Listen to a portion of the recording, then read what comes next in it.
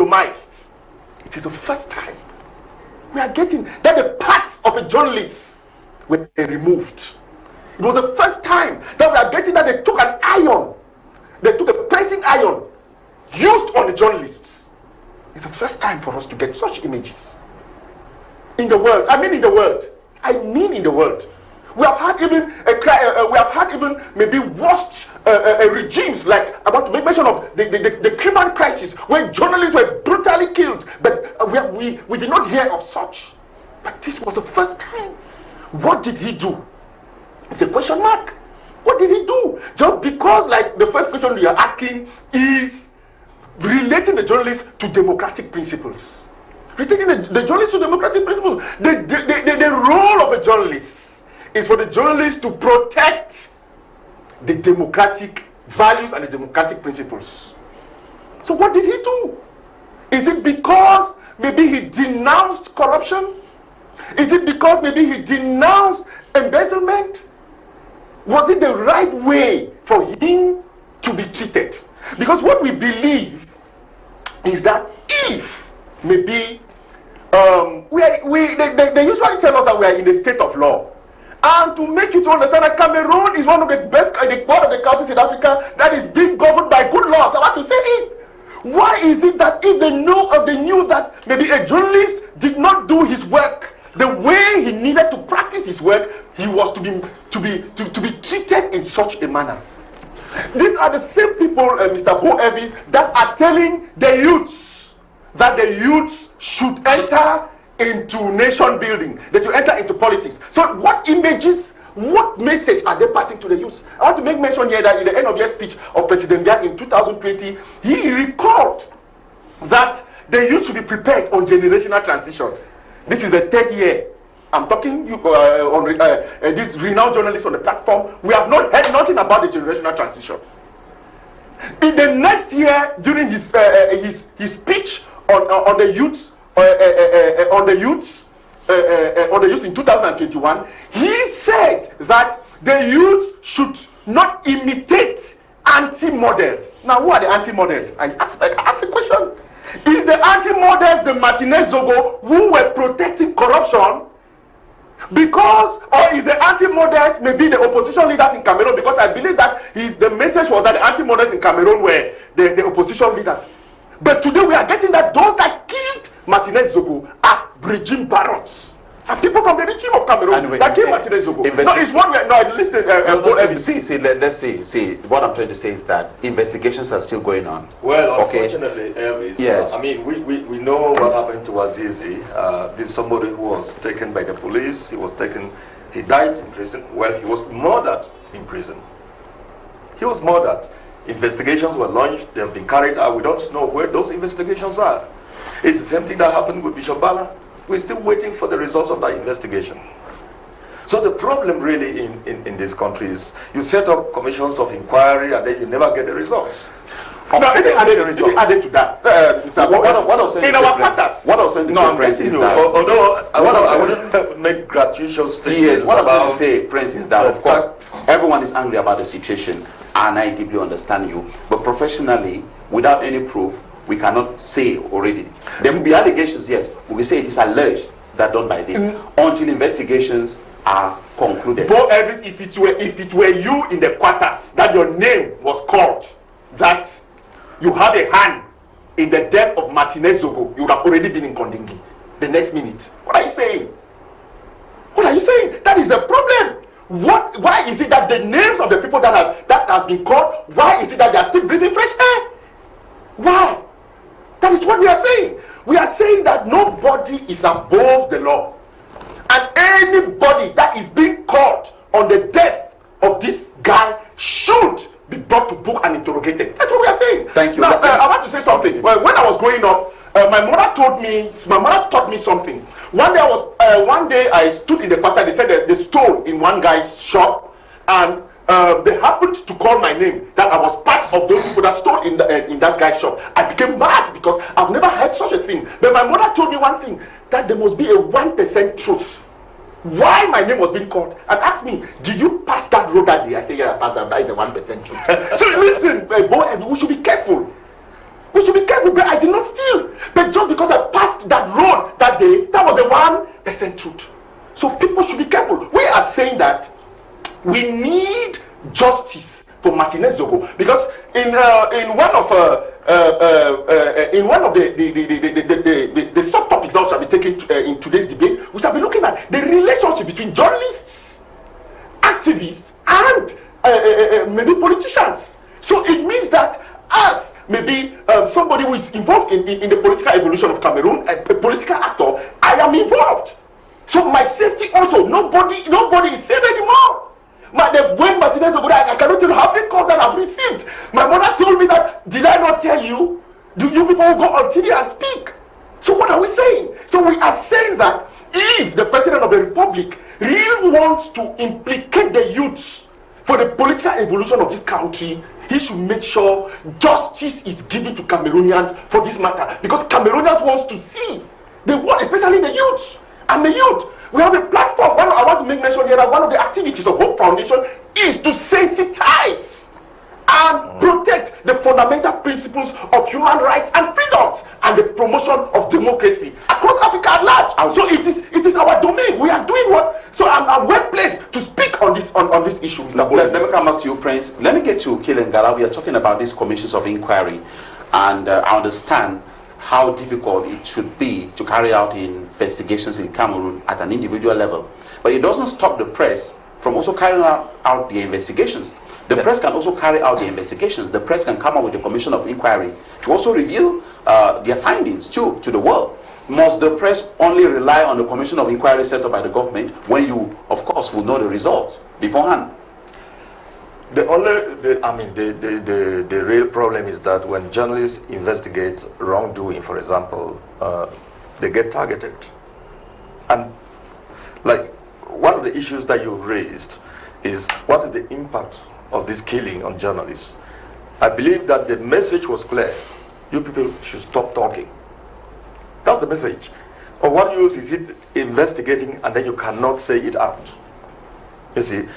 So it's true that journalists can actually come up with their own investigations. Because if journalists come up with their own investigations, they will put pressure on the government investigation. But the problem is if the state does not protect the journalist, because the state has the weapons of power.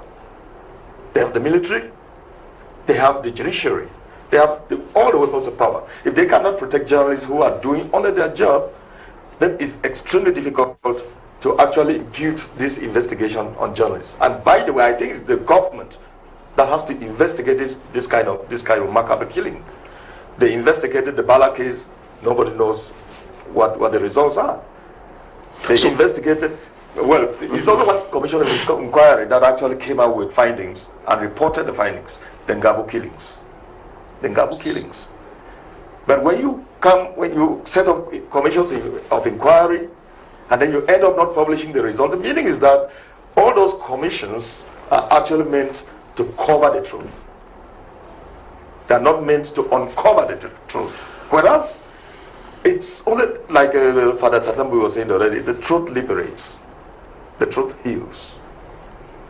And so we kill a journalist the way this guy was killed. And then you set up a commission of inquiry, and then you kill time so that the foam, the pressure goes down.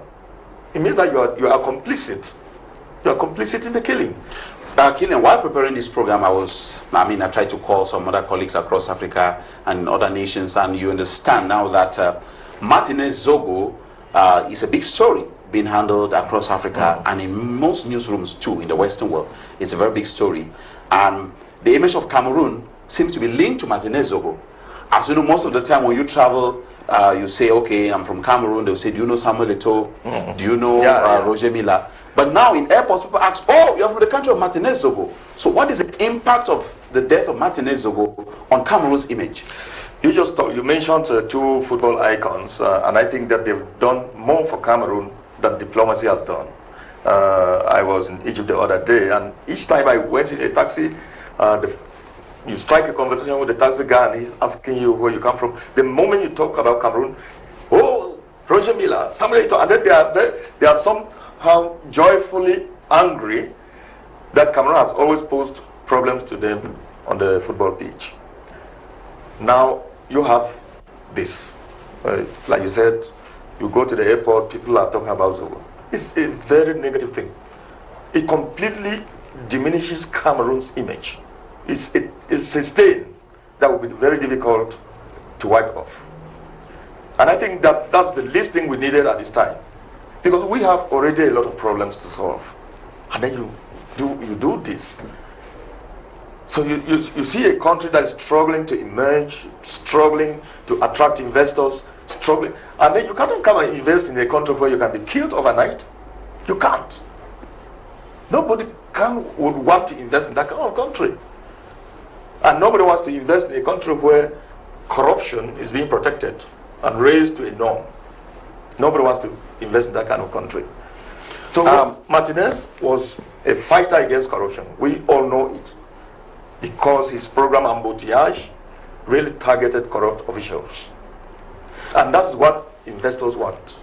Most investors want a certain level of transparency in the way we do business.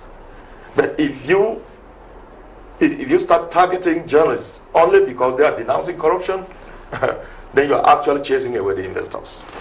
And Prince, the impact of the death of Martinez Zogo on Cameroon's image. It's a very bad impact. It's not even a question that we should be even. It's a very bad impact. The news is everywhere. In the introductory part of my statement here on this platform, I said I have read across the world. I've not seen a journalist being treated that way. It's a shame to the killers. But let me tell you, I always tell people that, except perhaps just an aside, except perhaps Khashoggi, who was actually taken out of the Saudi embassy in a sack. I mean, he was cut into pieces. I mean, what are we saying about democratic countries in our contemporary society today? We are looking at Africa. That is our focus. Oh. And in Africa, which is our focus, we are saying that it's a shame to see that. That's what we are trying to say. And it reminds you of Zongo, of Zongo. Exactly. I was reading an editorial. I think he wrote it around 1989 or something. And that editorial is something I would recommend that every journalist should read that particular editorial, because that editorial was true yesterday, it is true today, and it will be true forever. So what I'm trying to say, my brother, is that it is a very bad image, and this is the legacy they want to leave. They want to leave to Cameroonians and Africa at large. This is their legacy. These are the repercussions of a long stay in power. These are the repercussions we are saying. Do you think that if we had somebody who was level-headed, I don't have any problem with Mr. Biya. For me, what I've always been saying, that he had made his time. It was high time maybe he leave power to the younger generation for them to continue where he ended. That is my plea to him, because we need to go forward.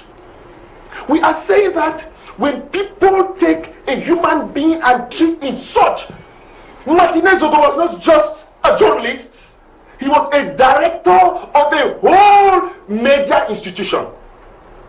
He was director of a whole media institution at British FM. It means that against all odds, even if he made a sarcastic statement, he was to be brought in the courts of law. That is how we believe that a good and a civilized state should function. What can you explain to us that somebody was kidnapped in a country where, or in Yaoundé, where we have, they have made us to understand that they have more than 5,000 cameras to monitor Yaoundé. And in front of a journalist. And in front of a journalist. How can you explain to us? It's incredible. How can you explain to us? There is no explanation they can give to us. Just because of what? Martinez Zogo was to fight corruption. Martinez Zogo was to fight embezzlement. Martinez Zogo died because he wanted to protect democracy. Well, yes, there are many things that they can reproach to him, which is very normal in human existence. We have fouls. But I believe that in his fouls, there are ways that maybe they could correct them, but not for him to be treated this way. So now, the question I'm asking is that, is his killers now, is the killers of Martinez Zogo, are they more better than Martinez Zogo, who had no faults that he had arrest him? And by the way, there are because he was the director of an institution. It means that he had a budget. I was just going to tell you that there are ways media offenses are treated.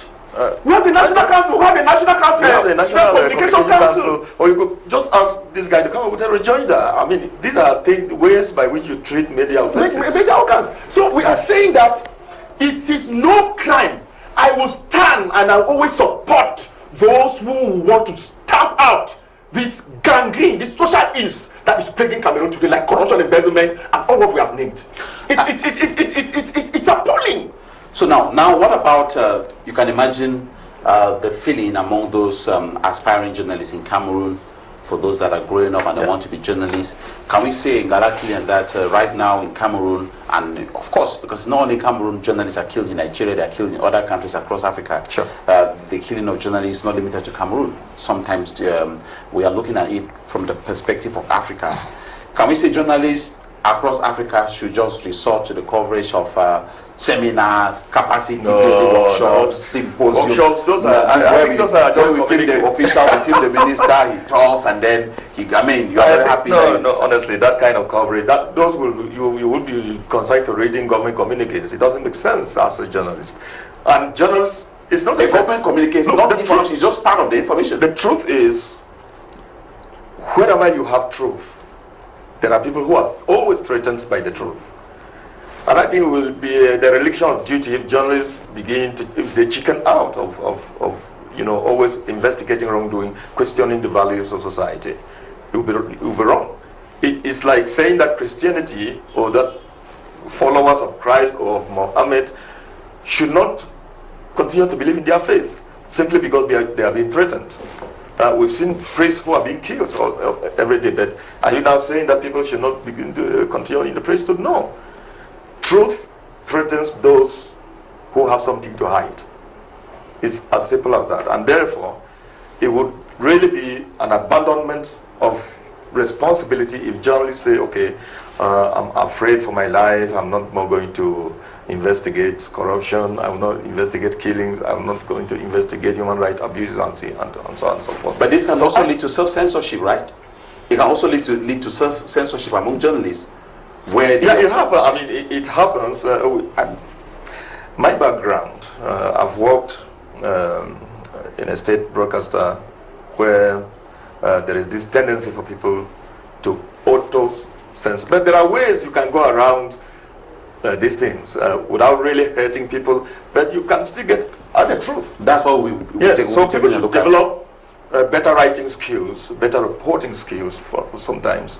Not say things the way they are, but at the same time coach your language in a way that doesn't which means everything can be said, but it depends on the manner in which it is said. Sometimes the manner in which you say something could be a problem, and sometimes when you say things without proof, that's the worst kind of journalism, I think.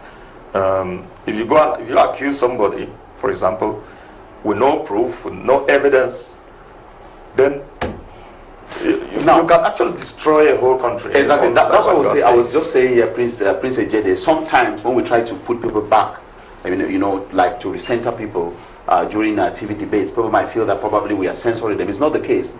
But the thing is, if investigations are still going on, and we say outrightly, for instance, that Martinez Zogo was killed by this person, it's not professional, journalistically speaking. Because if you are caught up, you will not have a fact. You see, so you can say it's an allegation that he was killed by such persons. But if you have facts, you can now say, knowing that if you are caught up, you have facts to back them up. So when we can say on air, hey, he was killed by this, and people will clap that, okay. Yeah, very, very good. But at the end of the day, it's not professional. That's why sometimes there should be some caution. That's why sometimes we bring people back on track. No, you are very to protect even the people. Exactly. No, you are very correct. As of now, we don't have any official communicate concerning concerning the perpetrators of the death of Martinez Zogo. But what somebody like I was trying to say was that I was saying that all those that their names are coming up should by now be in Kondengi. There should be no remedy. They should be in Kondengi before we start thinking. Before they start the investigation. I'm telling you, I told you that if it was a Prince Ejede whose name was being called Onegi by now. Who are they protecting? But the problem, that is why I say that's where the problem is. Well, I even went ahead and I told you about the 1% truth. Those who understood. Let me just come in here. I think arresting people with no evidence, or just on the basis of a suspicion, I think is an abuse. That's a French style. It's actually an abuse of human rights. And you are right. You are right, because if it were you or me, we would have been in contact. Exactly. That is a violation of our fundamental exactly. That's what I'm trying to say. I'm looking at the circumstances. But we cannot use you cannot use wrongdoing to justify why. I am looking at the circumstances. I'm looking at the circumstances that our state operates. We should not have some people in Cameroon who will think that they are above the law. Nobody's above the law. Nobody has Cameroon more than others. We are all bona fide children of this country.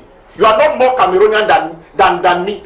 Prince. No. Okay. Maybe you don't. Go ahead. I got you. Now let's extend it to Africa now, because we are looking at it from the African perspective. Yeah, because I also wanted to look at the issue of deontology and ethics. Exactly. That's the question. Let me ask Killian and then I come back to you. Now, we are trying to look at how we should prevent such occurrences, the gruesome murder of journalists, professional point of view. I'm sure too that many Killian Ngala, for those who don't know, is a journalist, very humble person, very humble senior journalist. He has worked with the CRTV. He's won many prizes, many awards in journalism. He has been a correspondent for the BBC World Service in Cameroon. He is a writer for several international journals from time to time. And so he's someone who doesn't like to be praised openly. But of course, I give praises where you deserve all those praises. Very generous. So Killian, I would like us now, because many aspiring journalists are looking at the program. Yeah. There are so many people who watch the media, but they don't understand what is going on in the background. Most of the time, when we come to do programs, we are not looking for views. We are looking for quality content to educate the people. Because if you want to say what people like, the views are going to increase, but at the end of the day, you are not informing people in any way. Yeah. I want us to look at how we can prevent the murder of journalists in Africa through the respect of ethics and deontology. What is the difference between journalism, ethics, journalism, and activists and whistleblowers? Well, activists, I think these are people who just take a position and they defend that position. Journalists generally investigate, and what they are aiming at is to get to the truth of things. I think that's the job of the journalist, which means that if there is a controversy, for example, what the journalist does is he gets all sides of the story. It's unlike the activist who is defending a particular position. So what happens when some activists hide behind journalists? Because actually there are some journalists who have become activists, but you're still present themselves as journalists, for instance. You're right. But I think that it looks to me like it's a dangerous play. It's a dangerous play, because once you become an activist journalist, the tendency is that you will hardly balance your stories. And when you don't balance your stories, you begin to skew stories to favor one side above the other. And that, to me, it can't be truth. You can't get to the truth if you are only reflecting your own thinking, if you are only reflecting what you think or what you believe in. Which means that, for example, if I'm a Christian and I'm a Christian activist, what happens is that anything that has to do with atheism, for example, becomes anathema. I'm not going to articulate that point of view. But the journalist generally has to articulate all points of view. Let me get to you. Of course, one of the things that is happening in Cameroon, if you get from reports, you understand that people are already taking a look at how Cameroon is going to look like after Paul Biya. And it appears from Genafri reports and many media reports, it appears that people are like trying to put themselves in clans or groups. So you have people in group A having their journalists, people in group B having their journalists and their team. And it becomes very dangerous if, as a journalist, you enter a particular clan. The other people are not going to look at you as a journalist, for instance. They are going to look at you as a politician, because, of course, you are hiding as a journalist, but you are doing the work of a politician. So what do you think should be done about as far as this is concerned, don't you think it is also good as a politician that you guys should let journalists free? People should not involve journalists in their political games and give them a free hand in their job. I want to say that you are a wonderful journalist, Elvis. That is what is happening in Cameroon.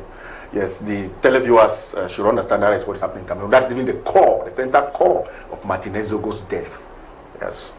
For those who have understood the dynamics, what happens, and it's because I want to say some journalists in Cameroon, I know revered journalists like your person, I know your Paku, like my elder brother is also here. We have revered journalists in Cameroon, but I want to say that the practice in journalism in Cameroon is something that really calls for alarm. Because most of them, I don't know, it's because of the economic aspect of it, they have decided to line themselves maybe with some norms which are not ethics and deontology.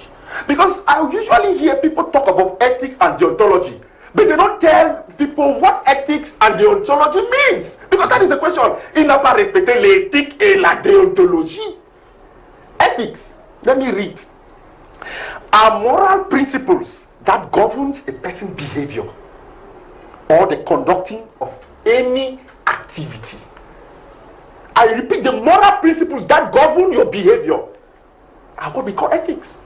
And now, what is deontology? Deontology is an ethical theory that says actions are good or bad according to a clear set of rules. It's duty. So when you relate the two, so you have the duty in your conscience, in your moral conscience, to say out the truth. That is ethics and deontology for the common man to understand. Il n'a pas respecté quelle éthique et quelle déontologie. Yeah, and so you touched on deontology because that's actually what guides journalists in their daily reporting, because there's what you call journalistic ethics and deontology. There are rules and regulations that govern this profession. But unfortunately, when you dabble into a profession and then you do not follow its basic rules and regulations, then you become an activist, like a whistleblower. Yes. Now, just to learn from there now, he who follows a politician, because a politician gave him 100,000 francs to go and write a report against B. Mr. A is corrupt. He doesn't pay taxes. He has his true line 94. Yeah. Are you getting what I'm saying? And I have proofs. And I have the right to go to the competent courts to prove that person to be kidnapped and killed. That's what you are saying. Yeah. He's not following the deontology. He's denouncing. That's what you are saying. We are saying that people should learn to educate Cameroonians. Look, the problem is that I'm surprised of the actions of some, I call them useless activists in this country are politicians. Because they eat what people call on social media sardine. It's rubbish. Cameroonians should learn to work from their sweat. Cameroonians should learn to work what they worked for. They should learn to eat it. They should not learn to sabotage people because they want fame. It's rubbish. I want to say that the death of Martinez Zogo should be a breakthrough, even in the major landscape in Cameroon. Should be a breakthrough. Should be a breakthrough even in the African landscape in general, because we are seeing. Okay, let's take for the case like Ethiopia. We realize that in Ethiopia, journalists were prevented to go and cover the Tigray crisis.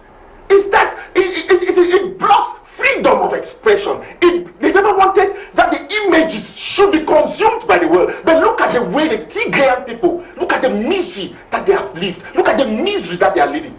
Yeah, such things need to come in the limelight by journalists. Now, if journalists don't have the courage, I know what I'm saying, we've seen journalists who break bounds to go through the Tigray crisis. But if a journalist knows his profession and want to go through the people that they should allow him do his job. Let me get back to you, Prince Ejede. Let me come to Killian now. Killian, I want you to help our viewers understand the way the media operates in the Western world. I know you've worked with Western media. I too have worked with Western media to understand the way they operate and how this keeps them safe. And then looking at the way the media operates in Africa you know, and how this keeps them safe. Also, you take a look, for example, at news coverage, for example, in the BBC, for instance, and other Western media. If you are sent to cover a story, you are not supposed even to be transported by someone who is supposed to take it to go and cover a political rally. Absolutely. I mean, you should not receive even a bottle of water. Yeah, because the perception, the reason that is that if you receive any tip or anything from anybody, from an interested party, then your story becomes skewed. You become compromised, and therefore, the truth that the media is always looking for will never come out. That's why they do that. They try to protect their journalists. Because money can influence your reporting. Money corrupts. And money corrupts. So when you take money from anybody, the tendency is that you begin to write, from that person's perspective. You will get into newsroom and get people fighting, saying, yes. This is my minister, and so on and so forth. Generally, news has been defined as anything that somebody wants to hide. If somebody wants to hide anything, that is news. Especially when it is in the public's interest, that becomes news.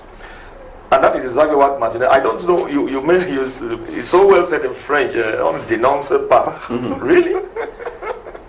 So somebody takes public money, because it's our money. You take public money and then you privatize it.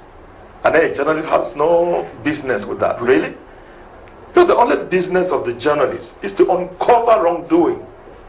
Is to get at the truth. That is duty, deontology. That's the duty of the journalist. So now, when you look at the way, finish. Like you said, in the Western media, they really try to protect their journalists when you're going, especially to a dangerous zone. You have insurance. The requirement, number one, is that you must have gone through what they call working in difficult environments. You must have been trained on how to cover maybe conflicts and wars and work in dangerous environments. And then they give you tips on how to identify danger and how to escape from danger. They try to give you all of those. But here, I mean, everybody, first of all, people are not even paid. People are not paid. And you can't really blame a journalist who takes tips from politicians. And I believe that in Cameroon, for example, the journalists have been made poor on purpose. There's a purpose for that. And the purpose is that they don't want to have a free press. You cannot articulate, you can't be free in poverty. It's difficult. When journalists depend on politicians, handouts from politicians, the politicians begin to control the narrative. And that's not what control the editorial policy. Absolutely. And that should not be happening. Once you deviate from that editorial line that's defined now by politicians, you become an enemy. But Killian, where would the journalists even work when most of the media structures are owned by politicians? And as you know, that is the problem. It is the politician who is the proprietor of the media structure. In your statement, you talked about a very rich media landscape. And like I said, it's only about numbers. I think we have more than 600 newspapers. I don't know how many television channels. More than 100 radio stations. But look at the structure of those newspapers. There's no sustainability. There's no mechanism for sustaining all these media organizations. And many of these media organizations are created by politicians. They're created to fight their political enemies in the system.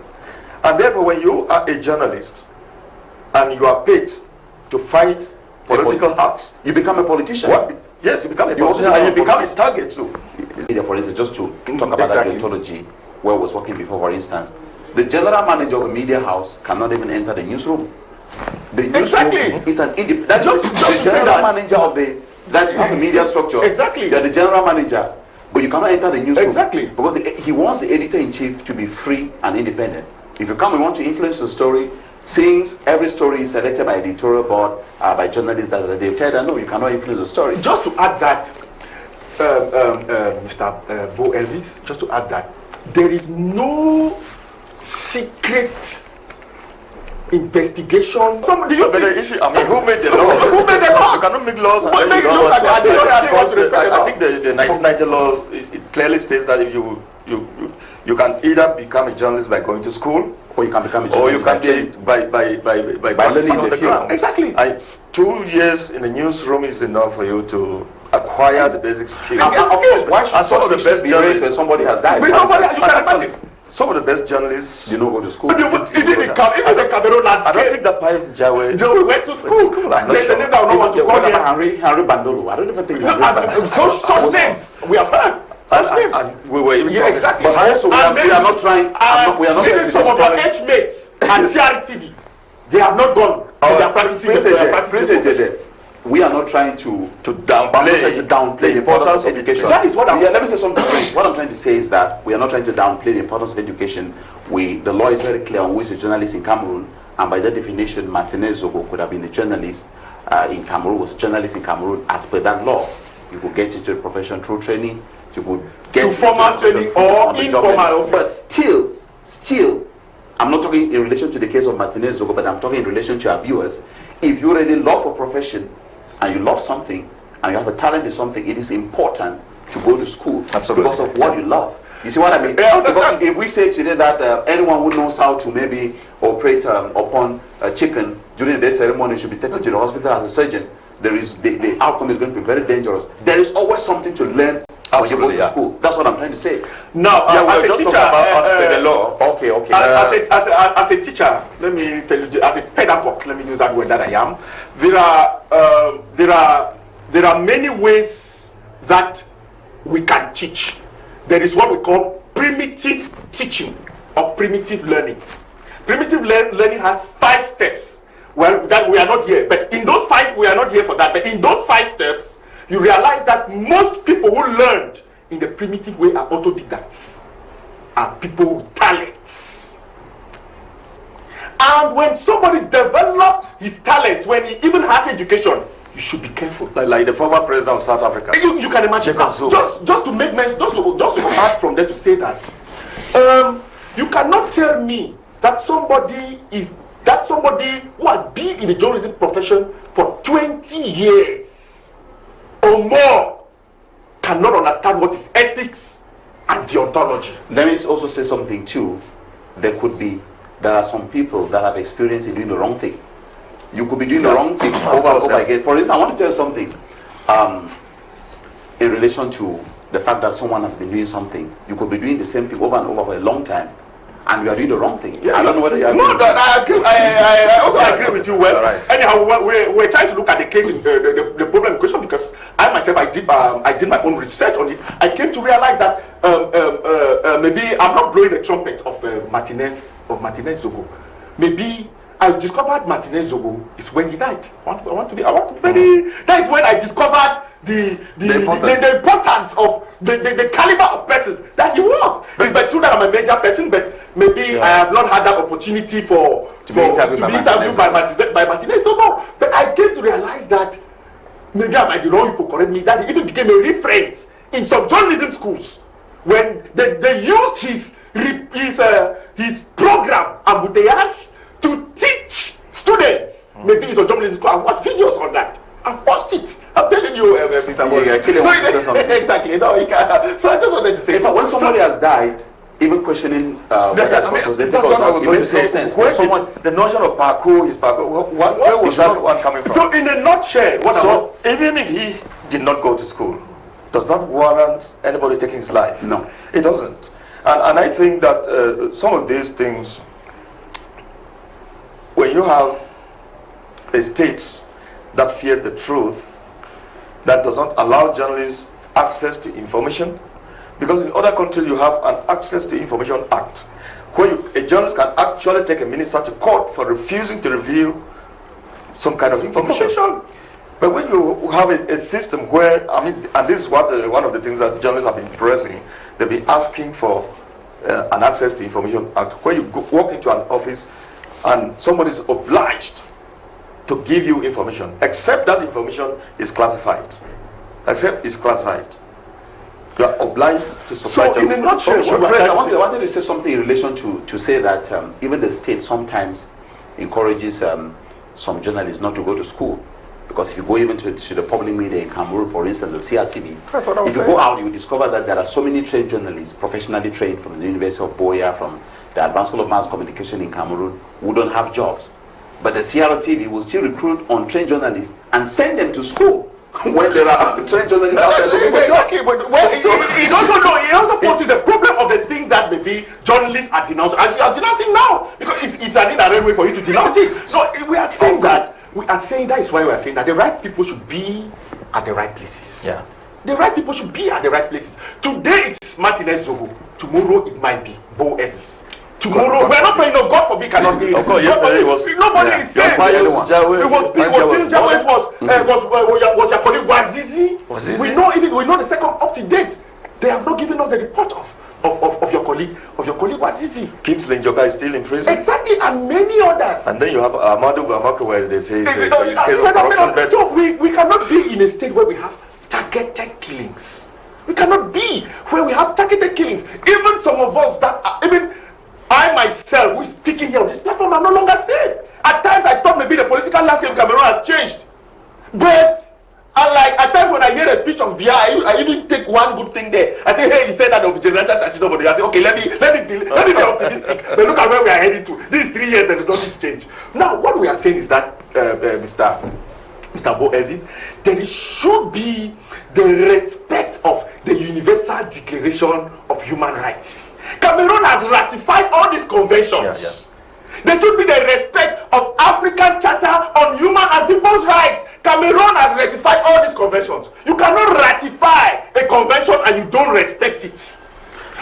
Let me tell you, if you read the 30 articles on the fundamental principles of human rights, you realize that these 30 articles are centered on one thing: freedoms.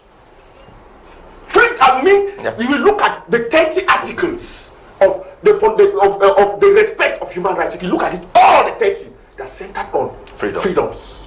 People should. It doesn't mean that when we say freedoms, you need to come and slap somebody on the road. That is not freedom. Who told you freedom is to slap somebody? Freedom is not for you to go and defame somebody. Freedom for you to not go and is not for you to go and denounce that somebody has embezzled state funds when he has not embezzled. Freedoms is that you have proofs. You made an investigation as an investigative journalist, and the freedom is for you to publish. Thank you, Prince Ejede. Thank you, Ngala. We want to have a break in the program. This time around, we are going to move over to Lyon, France, to meet a former colleague of mine there, Michael Oduor, who is editor of Pan-African Channel, African News, subsidiary of Euronews. We work together, and he's been monitoring the situation in Cameroon across Africa too, because what has happened to Cameroon is not just unique to Cameroon, but it also happens too in so many other African countries. He has some tips on safety and security of journalists in Africa, and he begins by denouncing the death of Martinez Zogo. Hello, it's you there, Michael Oduor, and thanks for joining us. Pleasure to be with you, Elvis Bo. I really appreciate the efforts you're making to bring us different perspective on this issue. Now, getting back to what's really happening in Cameroon, is quite unfortunate. Very, very sad scenario, if you have to describe it. Is uncalled for that a journalist like Zogo, a one man who was doing his job, was literally murdered in a very awkward, very bad way, if I can say that. But we condemn this as journalists. It's something that is really shaking the media fraternity, and something that is really making journalists worry about their work. So first of all, this should not be one reason that journalists should fear to do investigative work. If you have to do investigative journalism, you have to do it. We have to do it as journalists. We have to get out there, get the truth, get to air all the views, and even uncover all the ill deeds like corruptions that are taking place in our society. But if someone wants to use the situation to attack journalists, to kill journalists, to torture them, like what we saw at Zogo's case, is something quite unfortunate. But at the end of the day, we have to do our work. But now the question that remains is, how can we remain and be secure as journalists, even if we are doing these jobs of investigations here and there? We have to see and even sit and look at how we have to, in fact, ensure our security first. So as a journalist, you need to ensure your security first.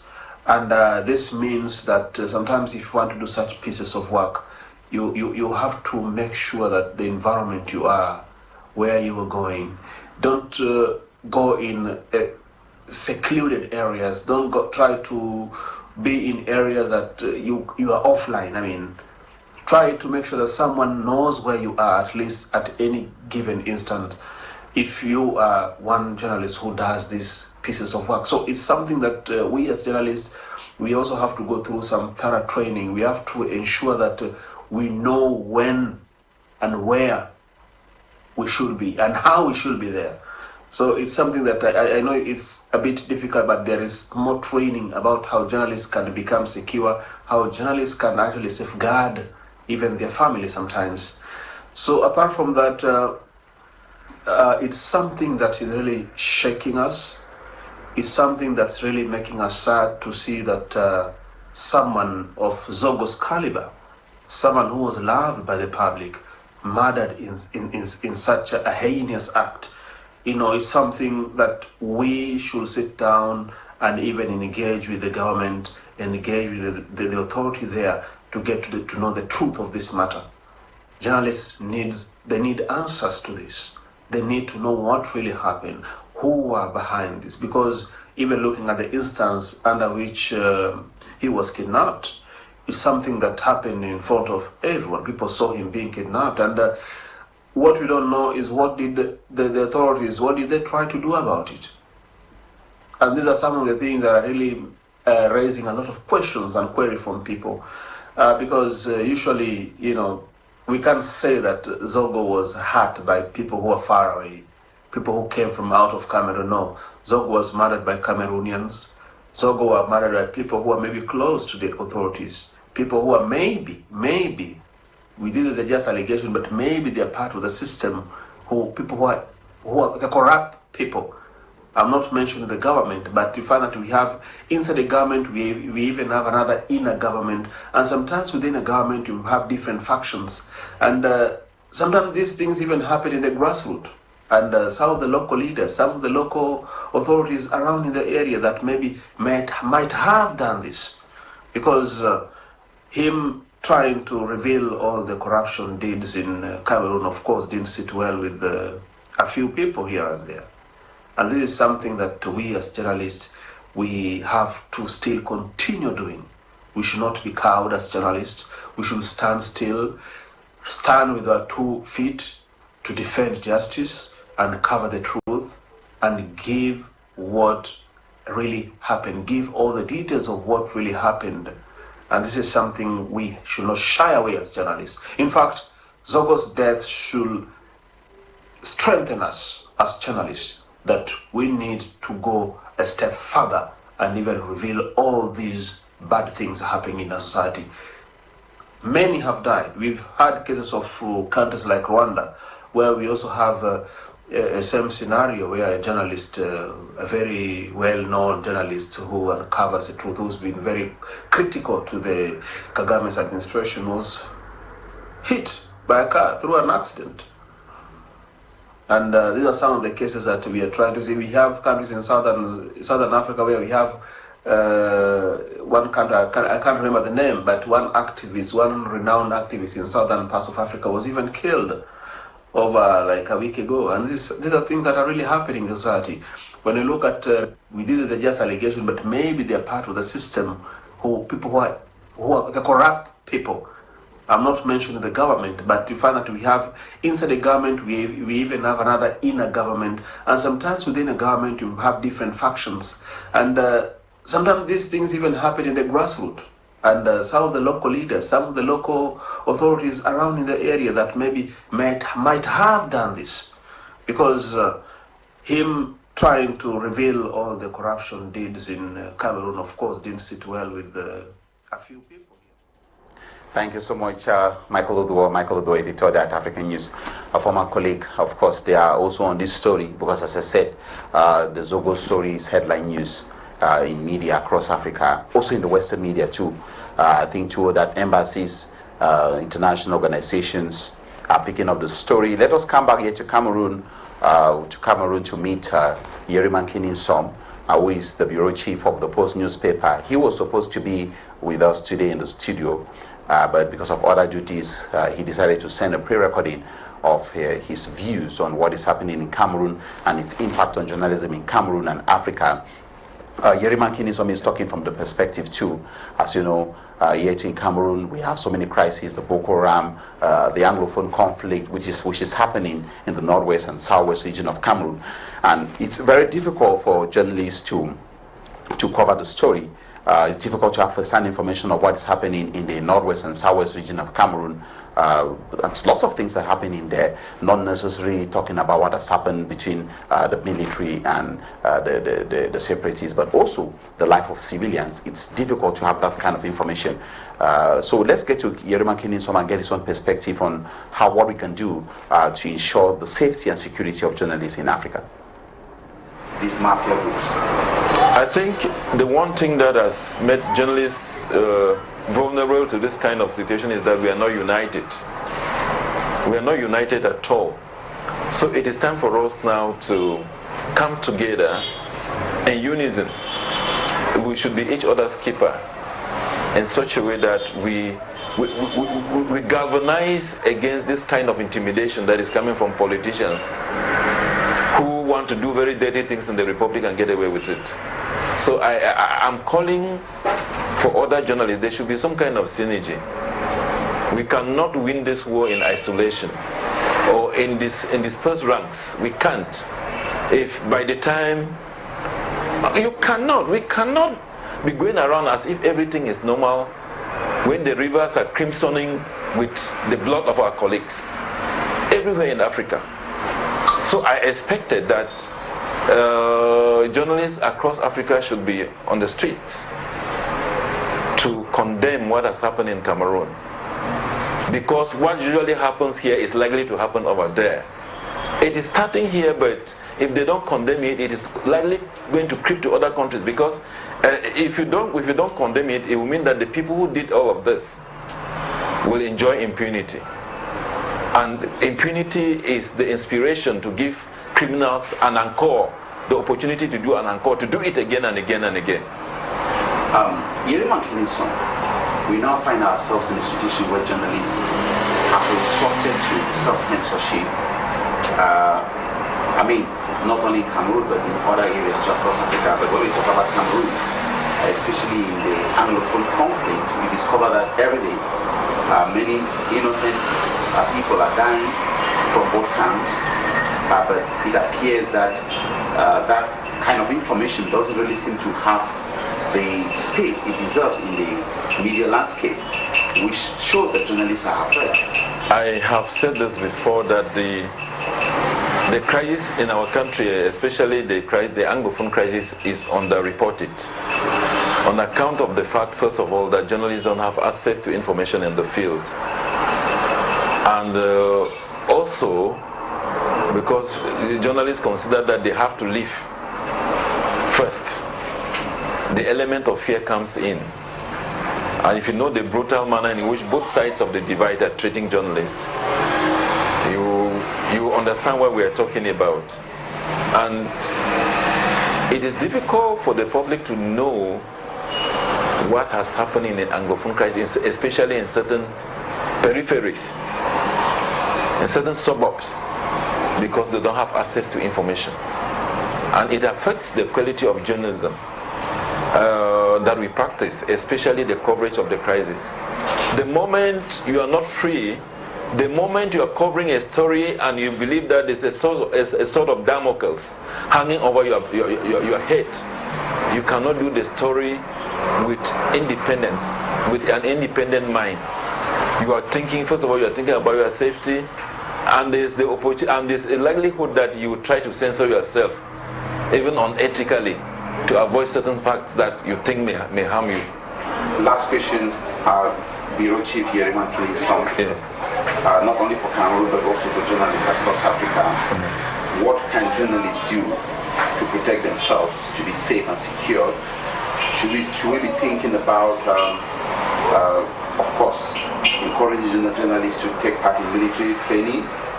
Should we be thinking about dispatching security operatives to protect journalists? I don't know. Or should we be thinking about a law in Parliament to give journalists the possibility, probably, to protect themselves? I don't know.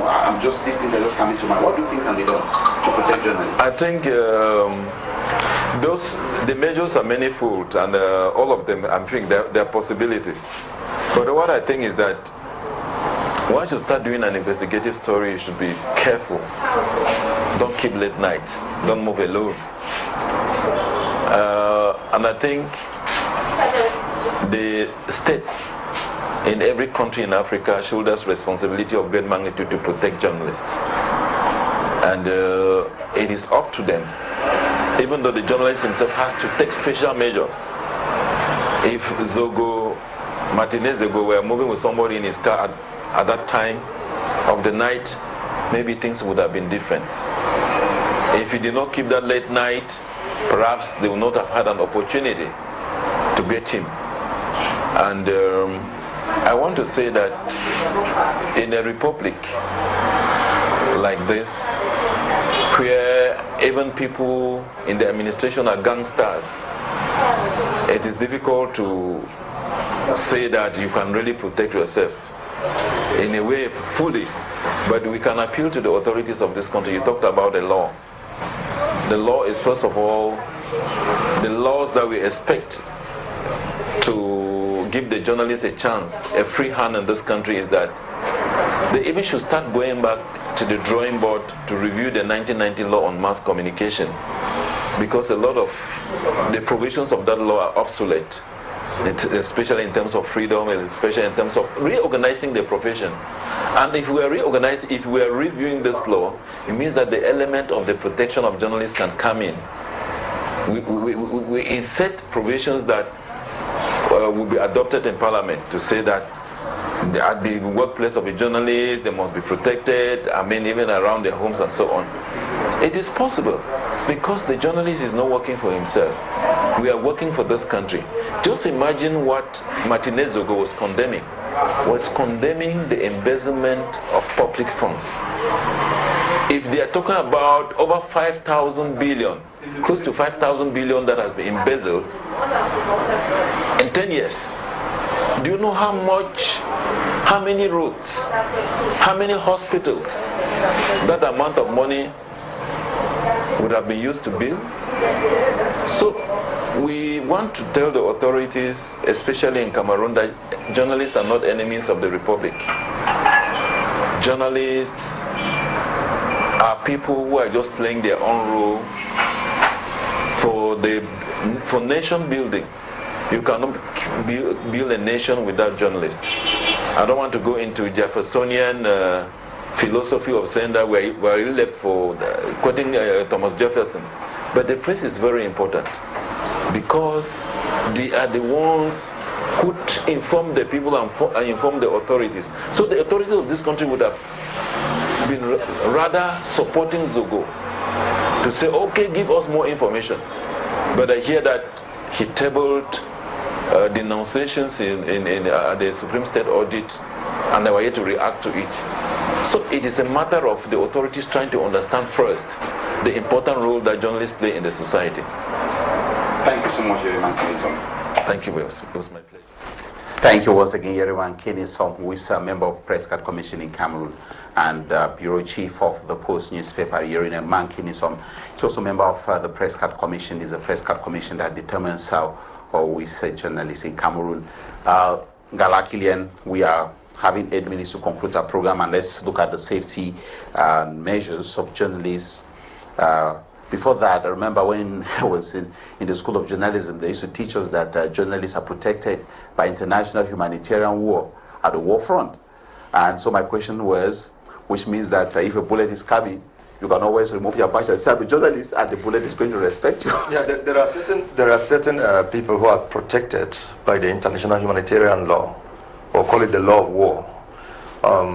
Journalists, aid workers, these are people who are protected during warfare. That means that if you go to the Northwest or Southwest, for example, normally you should be able to do your work in normal circumstances. If you're a neutral journalist. Well, no, if the sense that you are sent by a particular party, then you are no longer a journalist. Yeah, the problem is that if you go embedded, like many people go embedded, you will be perceived as an enemy by the other camp. If you are embedded in by the military, for example, separatists will see you as an enemy. But if you go as, as an independent investigator, normally, if these guys know anything about the laws of war, they will allow you to do your work because you are protected. It's just like medical doctors. They are also protected during war. That is by the 1948 conventions. Now, coming to the idea of safety, I fully agree with Kini there. That it's extremely difficult to keep safe in this kind of environment. But there are things that journalists can do by themselves. For example, you can attend this hostile environment and first aid training. Most foreign media, they always offer this kind of training to their staff when they have to report from very difficult environments. But I think that if governments were conscientious, there should be programs, training programs for journalists, self-defense programs, where you can actually train so that when you get yourself in a difficult situation, you'll be able to wriggle out of it. I followed Michael there. He actually gave a lot of tips on how journalists can keep safe. For example, you don't go to areas, you don't go to dark areas alone, for example. You don't take lonely roads around the place because you know you can be followed. You need to always have somebody know where you are, and your phone should be on. You shouldn't go offline, so you can easily inform maybe a friend or a colleague or a family member that you are in danger, and just for somebody to shout could actually save you. So I think there are little things that we can do, but it's extremely difficult to keep safe in this kind of very hostile environment. Especially if you have to rush for protection in a gendarmerie station. And that is the most embarrassing thing, because if you are in danger and you are running to a police station or a gendarmerie station, and you are that is actually the right reaction. If he was running to a gendarmerie station and then he gets kidnapped and nobody followed him. If you get kidnapped in the gendarmerie station, so where else can you be safe? I was reading which means next Bishop Cleda's interview, and he's really worried that a journalist is kidnapped in front of a gendarmerie station, and then there's nobody who follows to know what has happened to him. And even after, when he was declared missing, nobody seemed to have done anything about it. Let's get the perspective of Prince Ejede. Prince Ejede, I want to get your own measures. What do you think can be done to ensure security and safety of journalists in Cameroon and Africa? No, I think the first thing for the African governments to do for the safety of journalists is, first of all, open programs for journalists to train themselves. We have such schools in all states. Like we have, I think, giving a journalist maybe a 30-day paramilitary training should be a good one. That is a good measure. I think also just like civil administrators, some civil administrators, not just civil administrators. I want to make you to understand that there were teachers in the epoch that went to such paramilitary professions. Journalists even become what we even call reserves. They even become reserves, of which, if you look at a country like Britain, many professions undergo these trainings and they become reserves. Because tomorrow when even a country is being attacked, you will use these same people for them to fight. I totally agree with Kinnison, because journalists are not enemies of the state. A journalist who is practicing ethics and deontology is protecting the state. So a journalist should even be given more protection. A journalist should be given more protection than those who steal money from state coffers. I know it's very true. If people that need to be protected, you don't protect them, it poses a problem. So I think that is one. That one is very primordial. We have, in Cameroon, we have foresters who undergo this paramilitary training. We have not just civil administrators. I want to make you to understand. In the we had even those who went to the School of Post and Telecommunications also went through this paramilitary training. So why not? Why not journalists? Why not? There are some people today, there are some people that when the state gives them a small, we have businessmen that carry guns around. They protect themselves. Authorized by the state. Why not also look at revert journalists? Revert is another solution. Revert journalists that the state also identifies to protect and even give them these authorizations to have guns. Look at somebody like Martinez Zogo. If he had a gun, it would have been a different case. So we are saying that there are many measures that the state can put in place. It is just the will. And then in Cameroon, that's why I said we have parliamentarians. I don't know what they are doing there in parliament. What they are doing there in parliament. But I believe that in 2025 we shall come face to face. Parliamentarians should also do their job and denounce these things in parliament and look for ways that laws should be passed in parliament to protect journalists. And last thing, journalists, for them to be protected in Cameroon, they should live in Gombo. Thank you so much, of course, which means thank you so much, Prince Ejede. Killian Ngala, I want to thank you so much for taking time out of your busy schedule to be part of the program. And we are looking for art solutions. Journalists are the service of the nation, to build the nation.